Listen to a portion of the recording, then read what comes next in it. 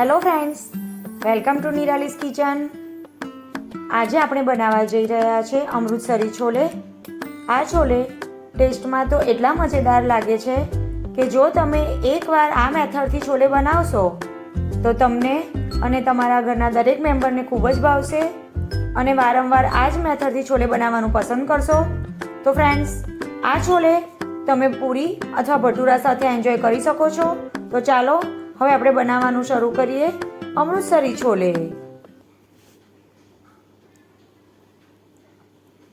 તો છોલે બનાવવા માટે મેં અહીં 2 કપ છોલે લીધા હતા.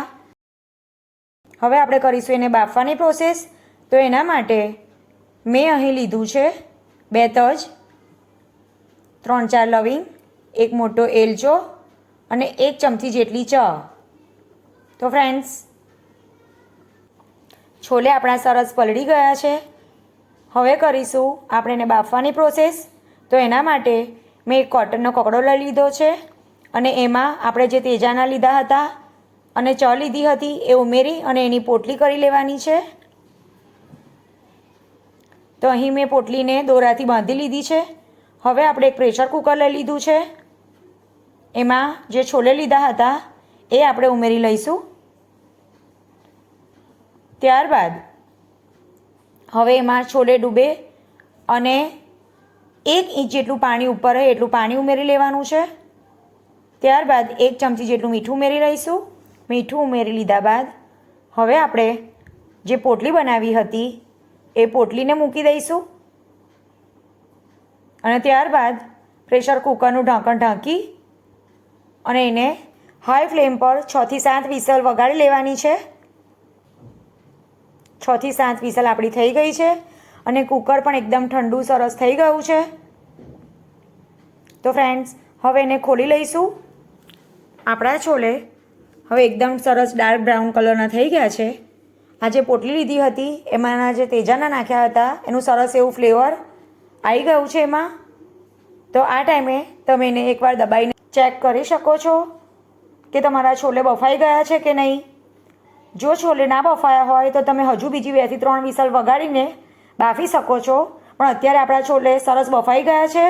તો હવે આપણે જે એક્સેસ પાણી વધ્યું છે તે કાઢી લેવાનું છે. એ સ્ટોક આપણે છોલે બનાવતી વખતે ઉમેરવાનો છે. અહીં મેં એક પેન લઈ લીધું છે.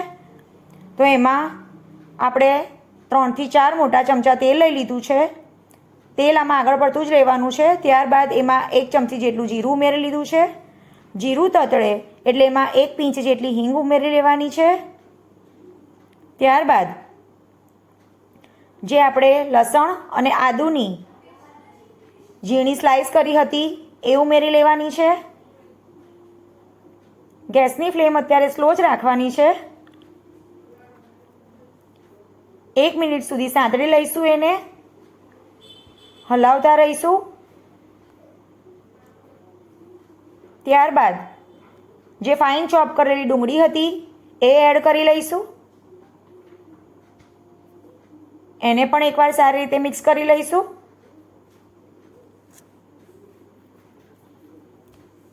ડુંગળીને આપણે ત્યાં સુધી ફ્રાય કરવાની છે કે થોડોક એનો લાઇટ પિંક કલર ના આવી જાય. વધારે ફ્રાય નથી કરવાની. આ જ રીતે સ્લો ફ્લેમ પર એને 2 થી 3 મિનિટ સુધી સાંતળી લઈશું. હવે આ ટાઈમે આપણે એમાં આદુ લસણની પેસ્ટ ઉમેરી લેવાની છે. આપણે આગળ પણ આદુ અને લસણની કાતરી ઉમેરી હતી. જો તમે લસણ ને આદુ ઓછું ખાતા હોય તો તમે બેમાંથી એક જ વસ્તુ નાખી શકો છો, ક્યાંક તો કાતરી અથવા તો પેસ્ટ. અહીં આપણે અત્યારે 2 લીધું છે કારણ કે આ છોલેમાં આદુ લસણનું જ વધારે પડતું ફ્લેવર આવે છે અને એનાથી જ છોલે આપણા ટેસ્ટી બને છે. એટલા માટે મેં બંને ઉમેર્યું છે. તો પેસ્ટ પણ આપણી સરસ સંતળાઈ ગઈ છે. હવે એમાં 5 ચમચી જેટલી હળદર ઉમેરી લઈશું. 1.5 ચમચી જેટલું લાલ કાશ્મીરી મરચું ઉમેરી લઈશું. આ મરચાંથી છોલેનો કલર એકદમ રેડ આવશે. જો આ ટાઈમે તમે તીખું વધારે ખાવાનું પસંદ કરતા હોય તો તમે તીખું મરચું પણ એડ કરી શકો છો.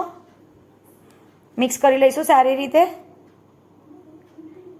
હવે આપણે જે 2 ટામેટાની ગ્રેવી કરી હતી એ ઉમેરી લઈશું. મિક્સ કરી લઈશું સારી રીતે એને પણ.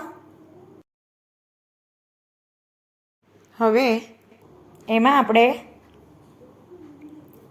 જે શેકેલું જીરું લીધું હતું એ ઉમેરી લેવાનું છે અડધી ચમચી. ત્યારબાદ 1.5 ચમચી જેટલું સૂકા ધાણાનો પાવડર એડ કરી લેવાનો છે.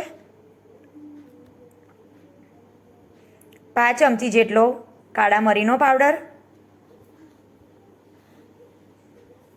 1.5 ચમચી જેટલી કસૂરી મેથી લઈ લીધી છે, એને હાથથી ક્રશ કરીને એ ઉમેરી લઈશું. મેં અહીં આખી કસૂરી મેથી લીધી છે. તમારી પાસે જો કસૂરી મેથીનો પાવડર હોય તો એ પણ માર્કેટમાં મળે જ છે, એ પણ તમે તમારી રીતે એડ કરી શકો છો. 1 થી 2 મિનિટ સુધી સાંતળી લઈશું એને. સારી રીતે સંતળાઈ ગયા બાદ એમાં આપણે અડધી ચમચી આમચૂર પાવડર ઉમેરી લેવાનો છે. આ રેસીપીમાં આમચૂર પાવડર જરૂરી છે, એનાથી આ છોલેનો ટેસ્ટ મજેદાર આવે છે.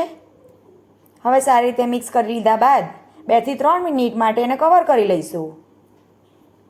2 થી 3 મિનિટ થઈ ગઈ છે. વાહ, કેટલો સુપર્બ કલર આવ્યો છે એનો, અને સ્મેલ તો એટલી સુપર્બ આવી રહી છે. મિક્સ કરી લીધા બાદ હવે ફરી એને 3 થી 4 મિનિટ માટે કવર કરી લઈશું. 3 થી 4 મિનિટ થઈ ગઈ છે. તો ફ્રેન્ડ્સ, તમે જોઈ શકો છો કે આપણા મસાલા સરસ સંતળાઈ ગયા છે અને એમાંથી તેલ પણ સેપરેટ થઈ ગયું છે. ફરી એકવાર એને મિક્સ કરી લેવાનું છે. હવે આપણે જે છોલે બાફેલા લીધા હતા એમાંથી પાણી મેં કાઢી લીધું છે, એનો સ્ટોક આપણે ઉમેરવાનો છે. તો આ બાફેલા છોલે હવે આપણે એમાં એડ કરી લઈશું. મિક્સ કરી લઈશું સારી રીતે એકવાર.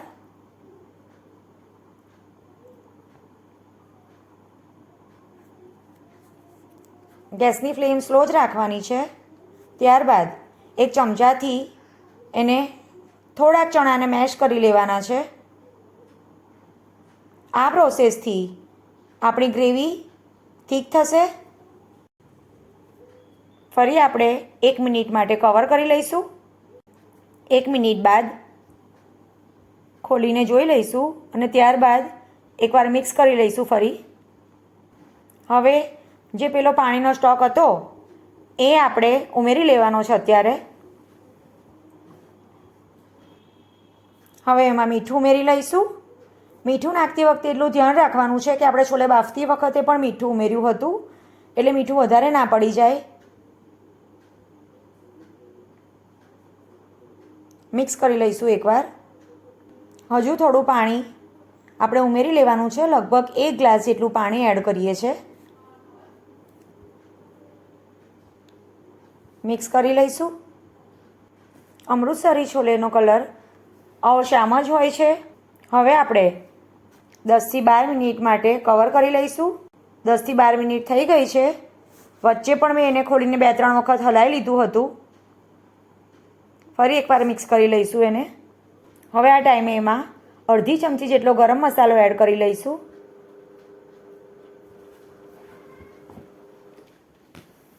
લીલા ધાણાથી ગાર્નિશ કરી લઈશું. મિક્સ કરી લઈશું એને પણ. તો ફ્રેન્ડ્સ, થઈ ગઈ ને થિકનેસ એકદમ પરફેક્ટ. હવે આપણે ગેસને ઓફ કરી લઈશું. તો હવે છોલેના ટેસ્ટમાં વધારો કરવા માટે આપણે તડકો કરી લઈશું.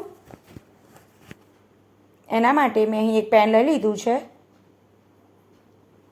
આ છોલેમાં તમારા ઘરમાં જો ઘી પસંદ હોય તો તમે ઘીનો પણ તડકો કરી શકો છો. અત્યારે મેં અહીં તેલ લીધું છે. તેલમાં હવે આપણે થોડુંક ગરમ થાય એટલે આદું, લસણ અને મરચાંની સ્લાઇસ કરી હતી એ ઉમેરી લેવાની છે. સ્લો ફ્લેમ પર જ થવા દેવાનું છે એને. વધારે હાઈ ફ્લેમ કરશો તો બળી જશે. સહેજ જ થાય એટલે આપણે એમાં 1 ચમચી જેટલું કાશ્મીરી લાલ મરચું ઉમેરી અને તડકો કરી લઈશું. હવે આપણે કરીશું એને સર્વ કરવાની પ્રોસેસ. તો ફ્રેન્ડ્સ, તૈયાર છે આપણા એકદમ જોરદાર સુપર ટેસ્ટી એવા અમૃતસરી છોલે. તો ફ્રેન્ડ્સ, આ રીતે તમે છોલે બનાવજો. તમારા ઘરના બધા જ મેમ્બરને ખૂબ જ પસંદ આવશે. અને જો તમને મારી રેસીપી પસંદ આવે તો મારી ચેનલને સબસ્ક્રાઈબ કરજો, મારા વિડીયોને લાઈક કરજો અને તમારા ગ્રુપમાં શેર કરવાનું ભૂલશો નહીં. જો તમને મારી રેસીપીને લગતા કોઈ પ્રશ્નો હોય તો તમે કોમેન્ટ સેક્શનમાં મને પૂછી શકો છો. હવે લાસ્ટમાં આપણે મરચાંની સ્લાઇસથી ગાર્નિશ કરી લઈશું.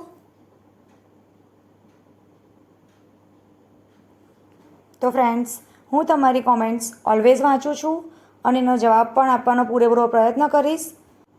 ફરી મળીશું એક આવી જ નવી રેસીપી સાથે. બાય.